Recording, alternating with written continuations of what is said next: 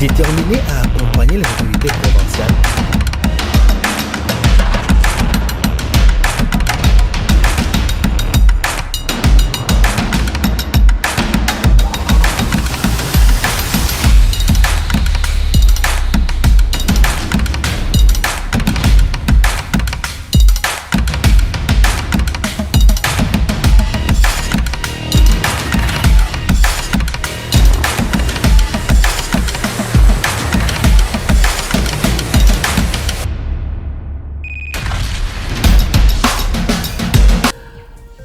Très heureux de savoir nombreux à l'écoute de cette session d'actualité sur Chadi Lapano Télévision. Mais avant toute chose, voici les sommaires.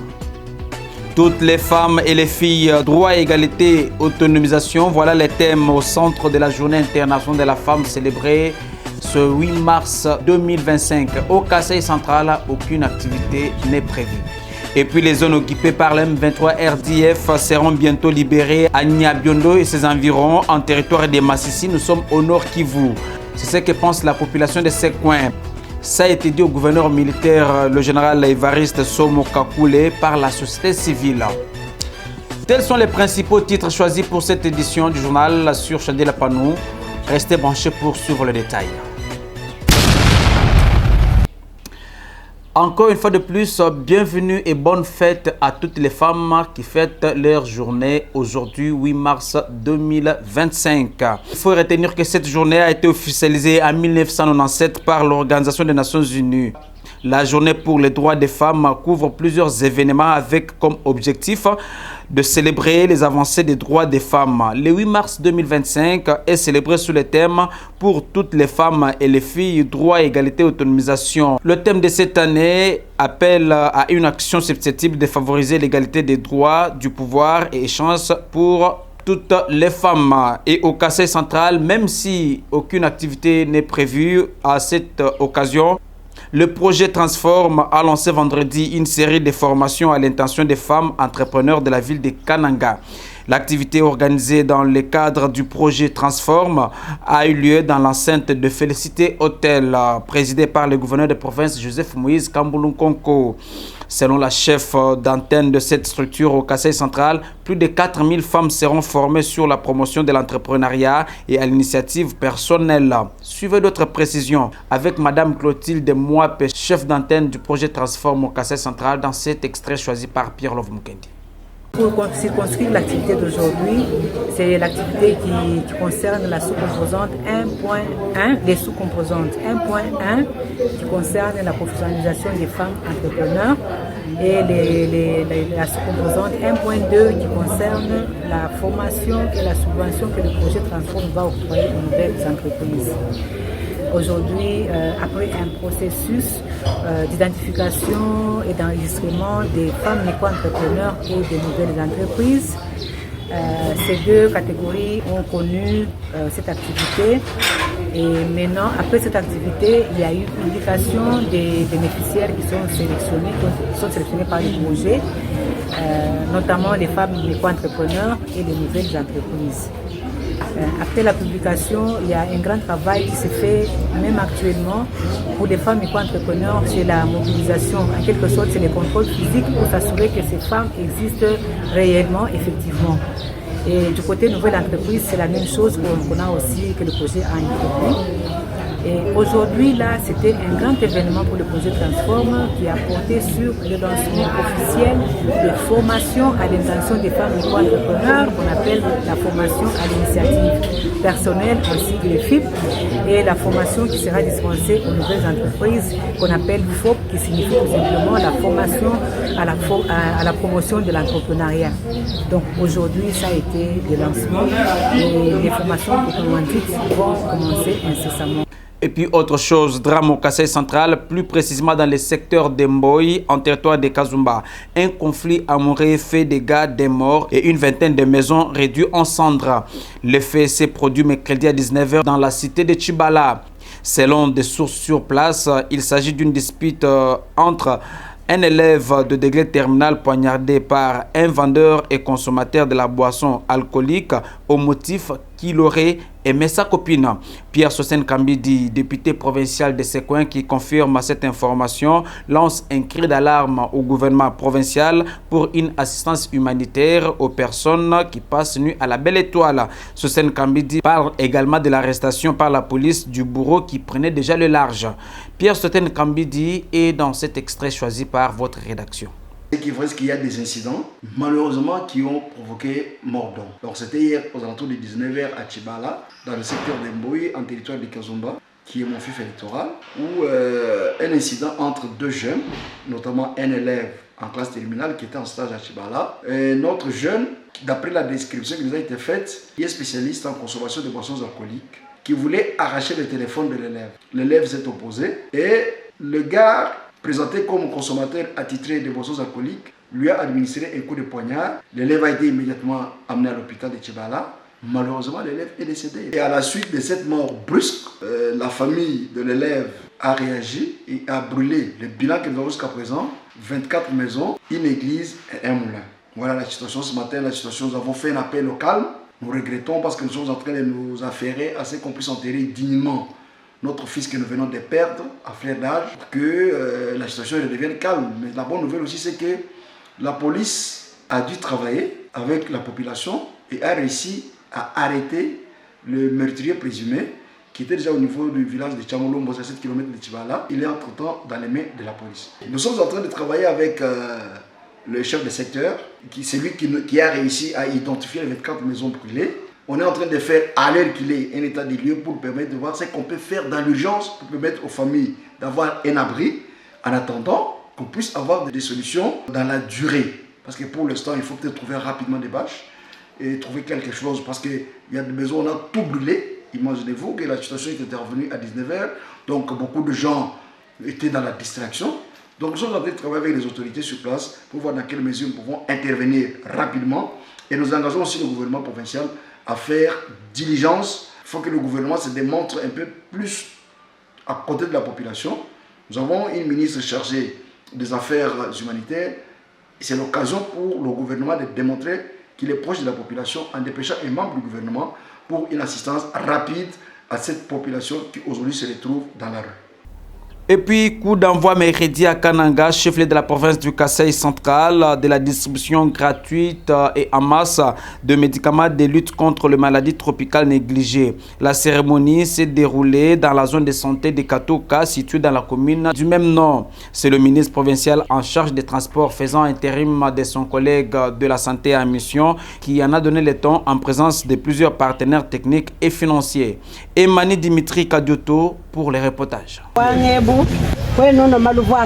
Ainsi se lance à Kananga la distribution en masse de médicaments contre les maladies tropicales négligées. Il s'agit entre autres de mectisant pour lutter contre l'onchocercose, albendazole contre la géohelminthiase, praziquantel contre la schistomiase. Dr Sylvain Kabasele du Programme national de lutte contre les maladies tropicales négligées à chimiothérapie préventive donne ici la cartographie de ces maladies en province. La province est endémique à des différentes maladies et qui sévissent d'une manière co-endémique et qui se présentent de la manière suivante. 1. L'onchocercose est endémique dans toutes les 26 zones de santé de la province du Kasaï central. 2. La schistosomiase, endémique dans 8 zones de santé selon l'ancienne cartographie de la schistosomiase en province. 3.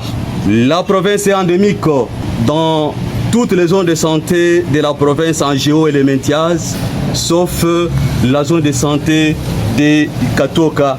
4. La province est endémique dans 10 zones de santé avec la filariose lymphatique et une seule zone de santé est endémique au trachome. Quel sera alors le mode de distribution? Docteur Sylvain répond. Elle est en fonction de chaque maladie et qui se fait par le dénombrement de la population dans chaque ménage par les distributeurs communautaires. Prenant la parole, le ministre provincial du Transport faisant intérim de sa collègue de santé en mission présente le danger de ces maladies avant d'inviter les intervenants à une conscience collective. Ces maladies constituent un véritable problème de santé publique dans le monde en général, en RDC et dans la province du Kasaï central en particulier, et nécessite une implication de toutes les parties prenantes et ceux qui travaillent pour l'intérêt de notre chère population. Il faut le dire, les MTN tuent et rendent la population très pauvre, d'où la prise de ces médicaments contribue à la réduction de la morbimortalité et à la pauvreté de cette dernière. Et parce que nous parlons de maladies tropicales négligées, prenez ces communiqués. La coordination provinciale de lutte contre les maladies tropicales négligées à chimiothérapie préventive au Kasaï central informe le parent de tous nos villages et le distributeur communautaire, relais communautaire bien sûr, passeront ménage par ménage du mercredi 5 au 13 mars 2025 dans 26 zones de santé de la province du Kasaï central pour distribuer les médicaments aux adultes et aux enfants. Les médicaments concernés sont Mectisant seul pour lutter contre l'onchocercose chez les personnes de 5 ans et plus, albendazole seul pour lutter contre la géohelminthiase chez les enfants de 5 à 14 ans, ainsi que la praziquantel seule pour lutter contre la schistomiase chez les enfants de 5 à 14 ans uniquement dans la zone de santé de Lubunga. Notez bien, la prise de ce médicament contribue à la réduction de la morbimortalité et à la pauvreté de la population. Ce communiqué porte la signature de la division provinciale de la santé à travers la coordination provinciale de lutte contre les maladies tropicales négligées. Deuxième partie de vos nouvelles, je l'ai dit au sommaire, la population de Nyabiondo et ses environs en territoire de Massissi pense que les zones occupées par le M23 RDF seront bientôt libérées. Cela passe par une bonne coordination entre les FRDC et les jeunes patriotes Wazalendo. Selon le président de la société civile de Massissi, M. Voltaire Batundi, l'implication du gouverneur militaire du Nord Kivu, le général-major Somo Kakule Evariste, sera d'un grand apport dans ces opérations. Détail dans ce reportage que nous propose notre permanent depuis Nord Kivu, Patrick Sialoura. Déterminé à accompagner les autorités provinciales, la population de Nyabiondo en secteur Osobanyungu, dans les territoires de Massissi, croit en la réussite des forces de défense et de sécurité appuyées par les jeunes Wazalendo pour mettre hors du territoire national les agresseurs rwandais et leurs supplétifs du M23. Mais cela passe par l'unité dans la coordination entre les FARDC et les jeunes Wazalendo. Il suffit qu'il y ait une unité de commandement. Nous avons foi à notre FARDC parce que ce sont des vaillants combattants qui essaient de combattre pour libérer notre province, principalement à Goma, Massissi. Voltaire Batundi, président de la société civile de Massissi, pense qu'avec l'implication du gouverneur militaire, le général-major Somo Kakule Evariste, la victoire sur les M23 est certaine. Nous sollicitons qu'il puisse s'impliquer fortement dans le processus de buter hors d'état de nuire les ennemis, notamment les M23 et les RDF, pour que nous reprenions encore les activités et que chacun puisse rentrer dans sa case et dans son domicile. Soulignons que la semaine dernière, le gouverneur militaire, le général-major Somo Kakule Evariste, a fait un bref séjour dans l'agglomération de Nyabiondo, en territoire de Massissi, dans l'objectif de réconforter les troupes qui font bloc pour stopper toute progression du M23 RDF. Et puis, la Cour militaire de l'ex-Kasaï occidental a débuté ce lundi 3 mars 2025 les audiences foraines sur les conflits Kamouinan-Sapo à Masuka dans les territoires de Luisa. Ces audiences d'une durée de 10 jours bénéficient de l'appui technique et financier du Fonds national de réparation des victimes, FONAREV en sigle. Judith Ngono-Yabou nous rend ses reportages. Plusieurs individus sont impliqués dans ces audiences, entre autres Chulumba Mputo Marcel et Mukini Kapend Emmanuel, accusés de crimes de guerre, meurtre, viol et participation à un mouvement insurrectionnel. Il s'ajoute Luchini Emmanuel, Kamilonga, Katoala et Lusamba Mounini qui comparaissent également pour crimes de guerre, association de malfaiteurs et participation au mouvement insurrectionnel. Selon le ministère public, ces détenus ont été condamnés, certains à 20 ans de prison ferme et d'autres à perpétuité. Cependant, la Cour examine à nouveau leur dossier. ce qui justifie la tenue de ces nouvelles audiences. Maître Miron Moulumba, coordonnateur régional du FONAREV dans le Grand Kasaï, souligne ici l'engagement du FONAREV à soutenir ces audiences. De cette procédure au Kasaï central dans le territoire de Lusa, ça témoigne l'engagement, la détermination du magistrat suprême. Nous avons cité Félix Antoine Tshisekedi qui vise logiquement à lutter contre l'impunité des crimes graves commis sur toute l'étendue de la République, sous l'impulsion du directeur général, M. Patrick Fata. Le Fonds national de réparation a aujourd'hui appuyé la cour militaire de l'ex-Kasaï occidental pour devoir organiser une série d'audiences ici afin que les responsabilités soient bel et bien établies. Maître Sami Lukusa, représentant les partis civils, a remercié le FONAREV pour son soutien à ces procès. Avec le concours du FONAREV, a bon trouvé d'organiser cette audience foraine ici, en date de ce jour. L'unique partenaire qui a permis que ces audiences aient lieu ici, c'est le FONAREV. Une victime a également exprimé son souhait de voir ses droits être défendus et a encouragé le FONAREV à poursuivre son action. Je m'appelle chaque fondateur,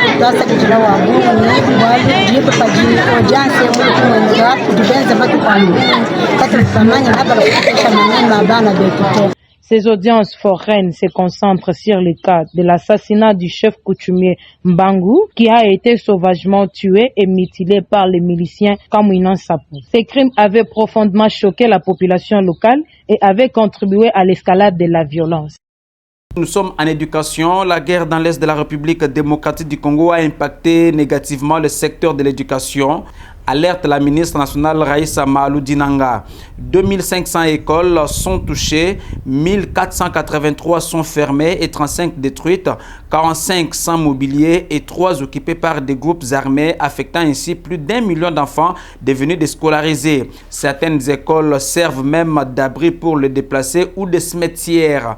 L'insécurité pousse 50% des enfants à ne plus aller à l'école. Face à ces dégâts matériels et psychologiques, la ministre rappelle que l'éducation doit rester une priorité des priorités pour limiter les impacts à court, moyen et long terme. Raïssa Malou est dans cet extrait choisi par Félix Matoudi, notre permanent à Kinshasa. J'ai reçu le rapport récent qu'on a par exemple des écoles qui sont envahies par les personnes qui sont déplacées et qui donc justement vont occuper nos écoles. Donc ce n'est pas strictement là où il y a les combats, mais aussi dans toutes les provinces.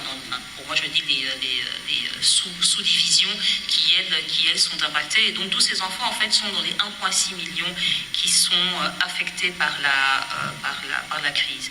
Et donc c'est là l'une des difficultés que l'on a, c'est qu'on a que nos écoles servent justement d'abri pour ces personnes déplacées. Donc au-delà des écoles qui sont détruites par les combats, au-delà des écoles qui sont occupées par les groupes armés, on a ces écoles occupées par les populations qui sont déplacées.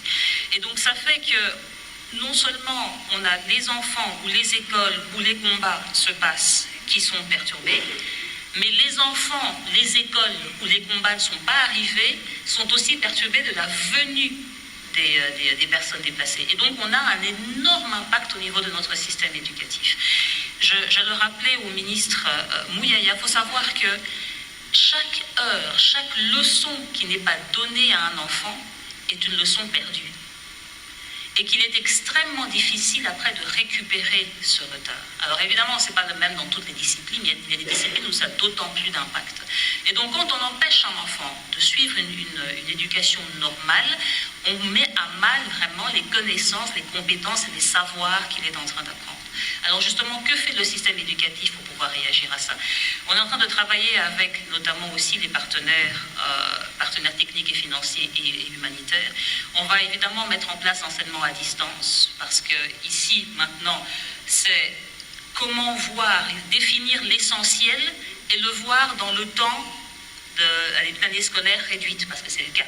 Pour eux, ils ont moins d'heures au total que les autres qui sont dans des situations, on va dire, normales. Et parce que nous avons parlé de l'éducation, sachez qu'au Kasaï central, les coordonnateurs de la société civile du peuple dénoncent l'octroi à 150 000 francs congolais du sceau uniformisé par la division provinciale de l'éducation nationale et la nouvelle citoyenneté. D'après Kabukapu Kasende, ces sceaux dont le prix est connu de tous ne peut être vendu à 150 000 francs congolais dans cette période où les écoles en question ne bénéficient régulièrement le frais de fonctionnement. Emmanuel Isaka Bukapu Kasende invite le ministre provincial de l'éducation à instruire les prophètes pour réduire sensiblement les prix de ces sceaux. Il est ici dans cet extrait choisi par votre rédaction. Nous venons de constater tout à l'heure que le gouvernement provincial, à travers les ministres de l'éducation, avec son type qui est le prophète, font du n'importe quoi aujourd'hui dans la province. Vous allez vous étonner. Comment voulez-vous qu'on demande à chaque chef d'établissement de payer un petit seau qui est fabriqué à 12 000 francs? Un seau qui est fabriqué à 20 $, si c'est cher, et c'est donc le luxe de demander 150 000 francs par chef d'établissement. Je dis bien, même ceux qui me suivent maintenant doivent regretter la gestion de la province aujourd'hui. 150 000 francs pour un seau qui est fabriqué à 46 places au niveau de l'hygiène à 6 000 francs.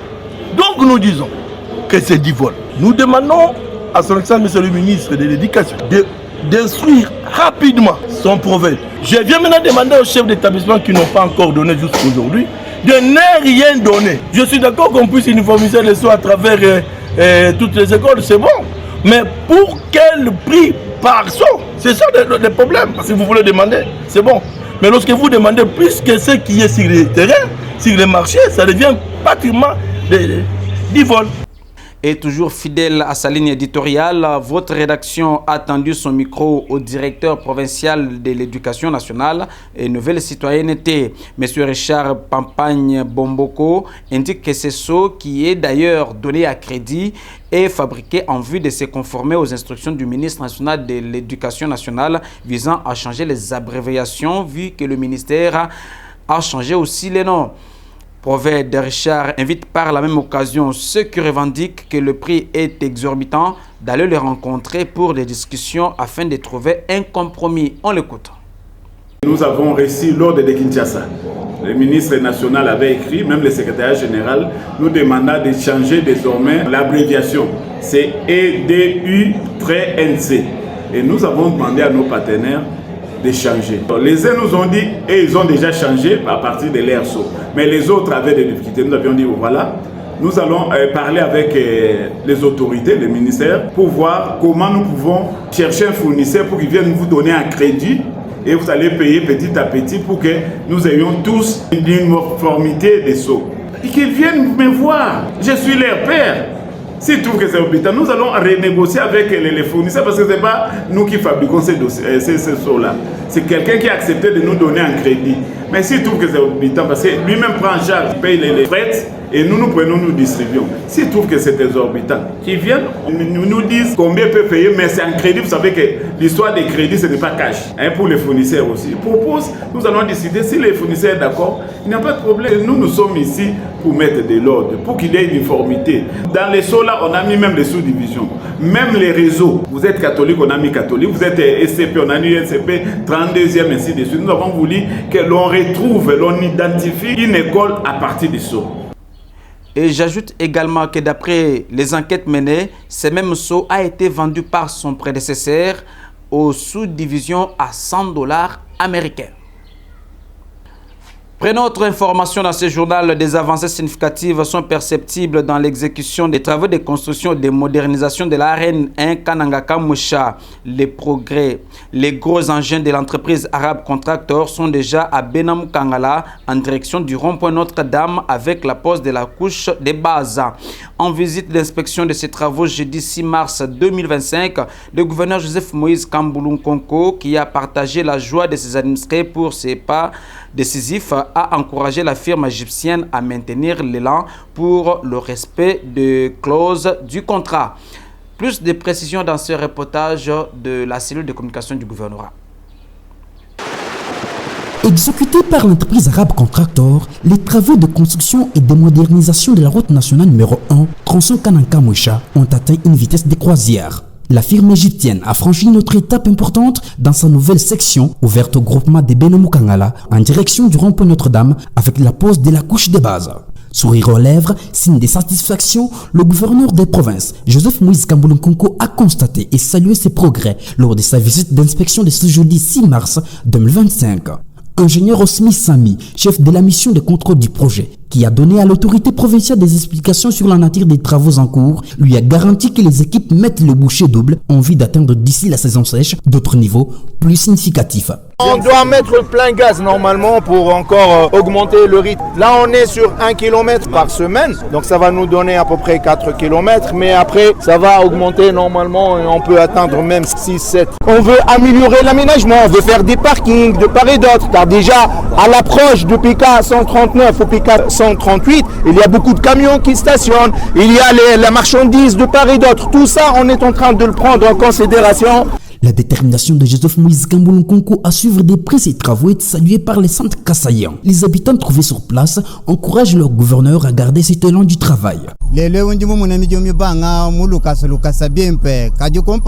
J'apprécie la rapidité avec laquelle se déroulent ces travaux et le niveau de suivi entrepris par notre gouverneur Joseph Moïse Kamboulo. Pour ça, nous nous sommes même déplacés pour venir l'ovationner. Des explications claires et satisfaisantes sur l'enchaînement des étapes de ce projet obtenu, le numéro 1 du Kasaï central, préoccupé pour le désenclavement de sa province, a rappelé à Arab Contractor la nécessité du respect des clauses, y compris le délai des travaux qui devront être bouclés en décembre 2026. Et puis cette information pour terminer, le nouveau comité du rassemblement des taxis-motards du Kasaï central a été officiellement présenté à la police nationale congolaise vendredi 7 mars 2025. L'activité a eu lieu au commissariat urbain. Suivez ces reportages ici rendus par Bruno Ngoy. Comité Angoyo. Ce comité costaud composé d'hommes et de femmes dynamiques du Kasaï central, déterminé à redorer l'image des taxis-motards victimes de plusieurs actes d'extorsion des motos et assassinats ainsi qu'abandon total lors des aléas, vient d'être présenté officiellement aux éléments de la police nationale congolaise ville de Kananga. L'objectif est de travailler en étroite collaboration entre ces corps et la police en vue de dénoncer tous ces suspects, surtout dans cette période où la RDC fait face à une guerre imposée par le Rwanda. Donatien Bakumbana, président du rassemblement des taximens du Kasaï central, explique cette démarche à la presse. Non, c'est la police qui a préféré qu'on puisse être avec et ensemble, qu'on puisse travailler avec la police. Vous savez, vous êtes sans ignorer que nous traversons une période très difficile. Nous sommes pendant la guerre, nous sommes agressés par les pays voisins. Nous devons bien collaborer avec la police, c'est ça le souci de la police. Dans notre comité, il y a des départements différents. On est en train de faire une très bonne sensibilisation pour que les motards puissent se présenter au stadium de l'espoir pour prendre les casques. Pas seulement les casques, on doit lancer les messages très forts aux motards pour que les motards collaborent bien avec les services de sécurité dans cette période de la guerre. Motif de satisfaction pour le commandant ville qui salue cette démarche. Colonel John Bella indique que désormais il a des interlocuteurs valables pour contourner certaines difficultés et dérapages des taximens. Motard a respecté l'état né président lobby pour foutre à taxe, pour collaborer dans l'état très bien. Pour féliciter parce que aïe na ba casque et là ali bosso motard il faut qu'on la ta casque pour son quoi donc il nous tue bambana. Il faut signaler que ce comité tenu demain de maître par Donatien Bakumbana a acquis près de 1000 casques de sécurité pour distribuer gratuitement aux taximotards. Ceci pour appuyer les efforts du gouvernement provincial visant à protéger ses compatriotes en cas d'accident. Et voilà, ainsi se referme cette session d'actualité sur Chadi La Panneau Télévision. Connectez-vous sur nos radios partenaires pour nous suivre. Partagez, abonnez-vous massivement car vous ne serez jamais déçus. On se retrouve à la prochaine pour un autre numéro. Merci.